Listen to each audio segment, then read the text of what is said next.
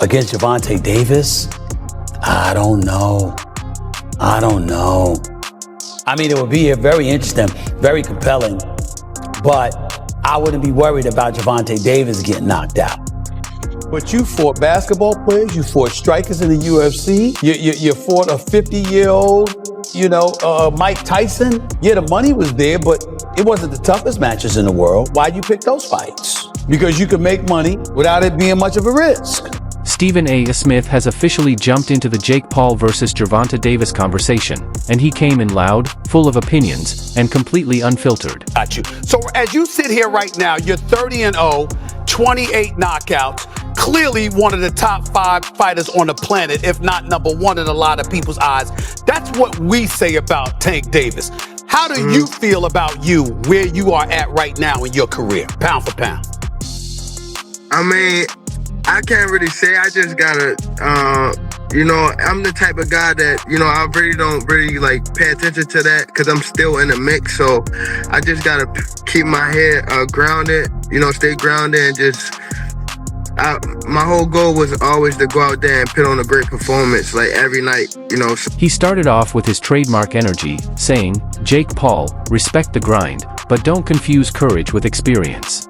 Then he added, "Gervonta Davis hits like a meteor. This isn't some sparring session, this is life-changing." Punch, he's a knockout artist. He can box, he's not given enough credit for it, okay? He closes, he finishes. Once he smells blood, he's like a shark in blood-infested waters, Molly.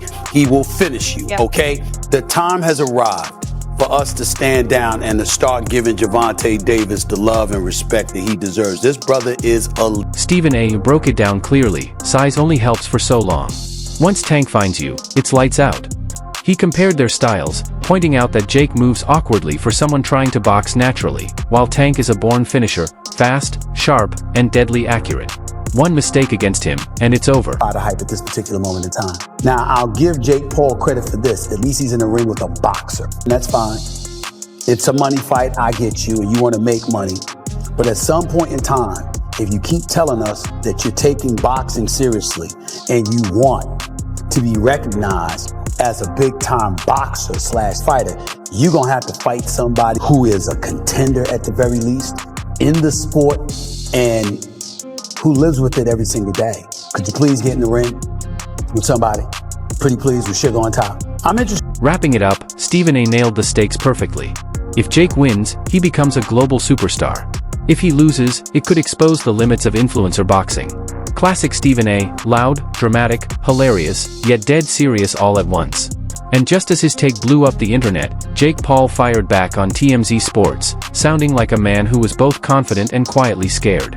Honestly, that's the most dangerous kind of fighter. You could hear it in his voice. Actually, internally, I'm the most scared going into a fight that I've actually ever been, because I know how good these people are that I'm sparring, and being able to see how good they are and knowing how good Tank is, it's actually gonna be my toughest test to date. Jake admitted, "Yeah, I'm scared, but I'm still coming for Tank." That's not fear, that's adrenaline with Wi-Fi. He's bringing in top-tier talent like Shakur Stevenson, Raymond Ford, and Montana Love for sparring, basically building his own mini-Avengers squad just to prepare for Gervonta Davis. And honestly, that's wild, because Tank isn't the kind of fighter who just tests your chin, he tests your soul. Yeah, no, we have world champions, Raymond Ford in the 130-pound weight class. We got Montana Love in. Shakur Stevenson is coming in this week.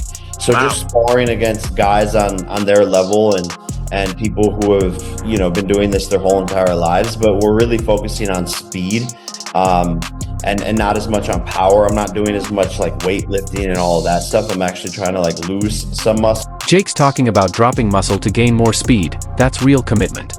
My guy's treating this like a Fast and Furious reboot, less horsepower, more torque. But when he admitted this is his toughest test and it's keeping him up at night, you could feel the weight of it. He knows exactly what he's walking into. This isn't another influencer boxing stunt. This is Jake Paul staring down one of the most dangerous men in boxing history and saying, "Let's dance." In the sport to be able to compete at this level and be able to hang in there with these guys. But I do believe that I have the power and the offense to be able to walk Tank into a knockout like I've done with other opponents and set them up for it. And so I am fully confident in my ability, and I think it would be one of the craziest upsets in a long time. Right after Jake strutted out of TMZ talking about Shakur sparring, muscle cuts, and Netflix money moves, Coach Kenny Ellis stepped in, calm as a preacher, sharp as a scalpel. And just like that, the whole energy shifted now. Don't get me wrong, I love that Ellis is out here handing out backpacks and uplifting kids in his community. But the subtext in his words? That's where the real story lives. When he says he's not worried about Jake's height or power, and then hits a smooth, no comment, when asked about a knockout prediction, that's not hesitation. Now switching gears, and Tank has a big fight coming up with Jake Paul. Jake Paul's like a heavyweight, Tank's a lightweight. How does he adjust to that weight? How do you see the fight playing out? I can't give up too much, but yeah, we're gonna cross that bridge when we get to it. Definitely. So you're not worried about his power or his height or anything like that? Not at all. It's two ways you can skin a cat. You know what I mean? Yeah. Jake wants this fight to be physics, more mass, more force, more impact. But Tank's camp? They're playing chess, not lifting weights. And here's my hot take, if Jake's plan is to outsize Tank, he's reading the wrong textbook. Tank's instincts and those unpredictable angles, that's the kind of danger no amount of muscle can fix. When Coach Ellis says, we'll cross that bridge, it doesn't sound like uncertainty to me. It sounds like, we already built the bridge and wired it with explosives. This fight's not just got knockout potential, it's got trapdoors. And the real question isn't who punches harder, it's who avoids the fall. All I do is train. The Tank call me, I'm in the camp. As far as the business side, I don't get into that. There'll be lots of fans in attendance. Jake Paul's fans and Tank's fans, and sure. we look forward to see what happens. It's gonna be an epic event, man. You don't want to miss it. Yeah, you think it'll be a knockout? No comment. All right, we'll see what happens. We'll have to tune. And just when you thought Coach Ellis's calm, calculated vibes had the story locked down, Daniel Cormier comes crashing in like a freight train. No filters. No diplomacy. Just pure heavyweight energy on the mic. He didn't comment, he erupted. Cormier straight up called Jake Paul versus Gervonta Davis an embarrassment to boxing. You could hear the frustration boiling in his voice, not entertainment anger, real anger. The kind that comes from loving the sport too much to watch it get turned into a sideshow. He looked at this fight the way a professor looks at students turning in crayon drawings on exam day. How is this even allowed, he said. And honestly, he's not wrong. Paul is huge compared to Gervonta Davis. And two, Gervonta Davis don't even know what weight they fighting, D. Maximum weight of 195 pounds for this exhibition. 190.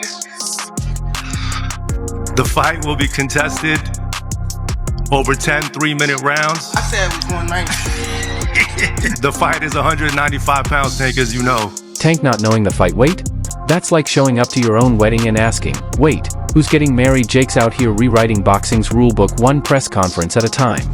Tank's standing there confused, and the commission's probably somewhere thinking, let's just see what happens. Cormier said what everyone's been whispering, boxing's losing its grip on logic.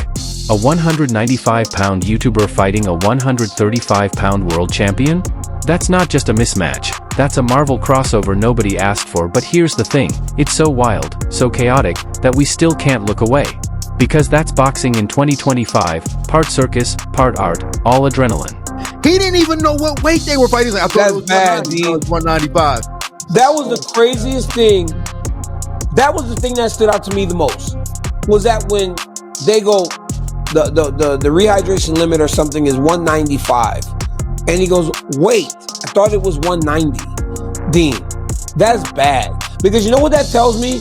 That tells me that even he recognizes that he's too big for. ND right after Daniel Cormier dropped his verbal combo, Abel Sanchez slid in like the calm before a thunderstorm. Except this man brought lightning with logic. He basically said, yeah, Jake and Tank might fight, but if it's an exhibition, it's a circus.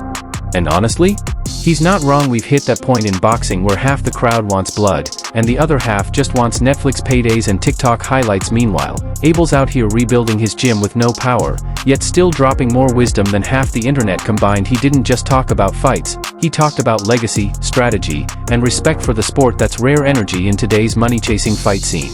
You can feel his worry, that if these high-dollar exhibitions keep taking over, boxing won't just lose competition, it'll lose its credibility. You know, he'll probably get 10 million to fight Lamont Roach, and then he'll make 50 million with Jake Paul. It's hard to get, you know, to that type of money to get away from. It's really tempting, you know. Well, as a businessman and as somebody's got to prepare their future, I mean, I can't blame him, but it's not good for the sport. I think that is. Gervonta Davis is a very good fighter. Like I said, he's one of my favorites. So I would hate to see him do that. But who am I to question somebody's money earning? How do you like that fight playing out, Gervonta and Shakur? Who wins that fight, Abel? I'm not gonna go against my man. I have to take Davis. You know, I think he does things in there that we as coaches can't teach. You know, he does things in there from the street. He does he's so calculating that I would have to take Davis. Sure, he got in a lot of fights with a lot of big guys, and he had to figure out a way to hold his own, and how he ducks and how he throws his punches. To me, it's similar of he got in a fight with a 6'3" guy, and he had to knock him out, and the only way to do it is to do that awkward things that he does, and I think that's why he's so effective. He knows how to prepare with the things that he's got. His mind seems to be working all